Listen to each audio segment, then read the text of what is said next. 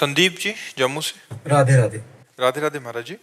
महाराज जी, जब हम दुखी होते हैं या हमारा खराब समय चल रहा होता है, जब हमारा आर्थिक या शारीरिक नुकसान होता है, तब हम अपने विश्वास को कैसे प्रभु पे बनाए रखें और मन में आपने रखें? किसी के साथ गलत आचरण किया और हमारे यहाँ का कानून आपको बंदी बना के दंड दे रहा है, तो उसमें भगवान का क्या दोष है? हमने कर्म किया, उसका भोग भोग रहे हैं।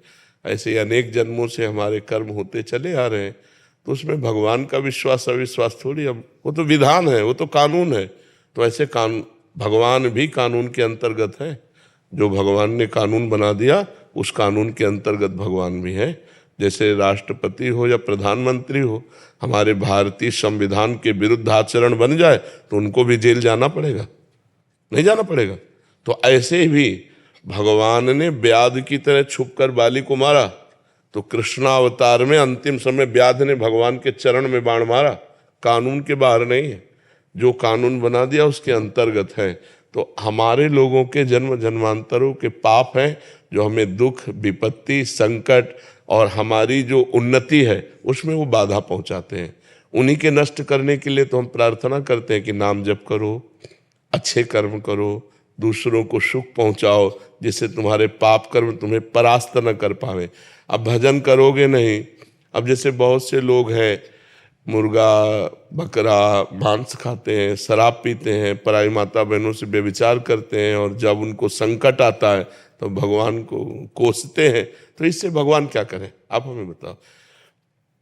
तुम्हें खेती दे दी गई, बीज दे दिए गए, अब बम्बुल बो कि दाग छुहारा बो, ये तुम्हारी बुद्धि की बात है। अब बो बम्बुल और चाहो दाग छुहारा, तो ऐसा तो नहीं हो सकता।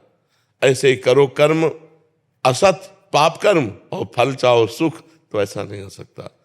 अच्छे कर्म का फल अच्छा होता है, बुरे कर्म का फल बुरा होता है। वो बुरा कई रूप धारण कर लेता है, कभी अपमान रूप धारण कर लेता है, कभी असफलता रूप धारण कर लेता है, कभी विपत्ति रूप धारण कर लेता है, कभी विनाश रूप भी धारण कर लेता है। उसी से बचने के लिए हम कहते हैं नाम जप करो, भगवान की आराधना करो। तो जैसे मुकदमे में हम हार गए और हमको फांसी की सजा मिली, अब कोई उपाय नहीं कि आपको फांसी से बचाया जा सके, तो एक उपाय है, राष्ट्रपति से क्षमा याचना। तो ऐसे हमारे भगवान हैं, अगर हम भगवान से क्षमा याचना करें तो हमसे माना कि गलतियां हो गई, हमारा बिल्कुल पक्का अपराध है, हमें भोगना भी पड़ेगा, लेकिन भगवान चाहे तो क्षमा कर सकते हैं ना। तो उन्होंने कहा आम तो आम सर्व पापेभ्यो मोक्षयिष्यामि मा शुचा, मैं तुम्हें समस्त पापों से मुक्त करके पवित्र कर दूंगा। तो हम भगवान की शरण में जाए। कुछ न कुछ हमसे पाप बनते रहते हैं, तो वो पाप हमें सता न पावे, हमें दुख न दे पावे, आगे हमसे पाप न बन पावे, ऐसी हमारी बुद्धि शुद्ध रहे। इसलिए हमें भगवान की शरण में जाना चाहिए, भगवान का नाम जप करना चाहिए और दूसरों का परोपकार करना चाहिए। परोपकार से हृदय बहुत जल्दी पवित्र होता है। अगर हम पशु पक्षी का भी परोपकार करने लगे तो हमारा हृदय बहुत जल्दी पवित्र हो जाएगा, निष्पाप हो जाएगा। समझ पा रहे हैं आप? इसमें भगवान को कोसने की जरूरत क्या है? भगवान का आपसे कोई दुश्मनी है क्या? बस ऐसे एक ना बीच में थोड़ा सा वो नहीं, तो आप अपने को कोसिए, भगवान को क्यों कोसते हैं? आप अपने को कोसेंगे तो अच्छे बन जाएंगे कि यार मेरे से कोई गलती हो गई है, अभी नहीं सही तो पूर्व जन्म में कोई न कोई पाप बना है जिसका दंड मुझे भोगना पड़ा, चलो भोग लेते हैं, आगे तो गलती नहीं करेंगे। तो एक आत्मबल मिलेगा। आप पवित्र और भगवान को कोसोगे तो भगवान को आप कुछ भी करो तो भगवान तक पहुंच पाएगा क्या?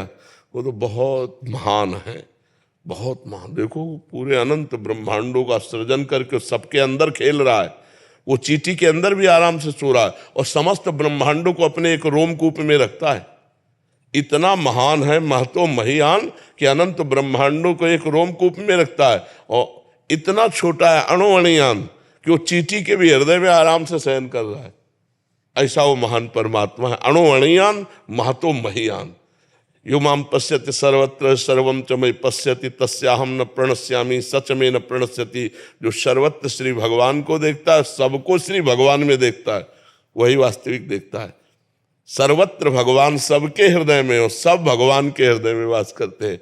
ऐसे भगवान को हम भला कोस करके क्या प्राप्त कर लेंगे? इसलिए उनकी शरण में जाएं, उनका नाम जप करें और अपने को कोशे कि हमसे कोई गलती हो गई है जिसका परिणाम मुझे दंड रूप में प्राप्त हो रहा है।